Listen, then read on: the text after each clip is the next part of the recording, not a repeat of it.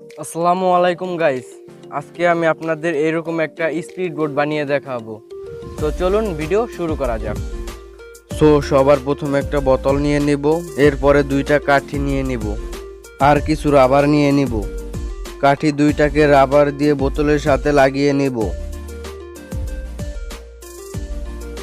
এইখানে দেখতে পাচ্ছেন আমি কাঠি দুইটাকে লাগিয়ে নিয়েছি। এরপর আইসক্রিম খাওয়ার জন্য যেই কাঠিগুলো দেয় ওই আর একটা কাঠি নিয়ে নিব।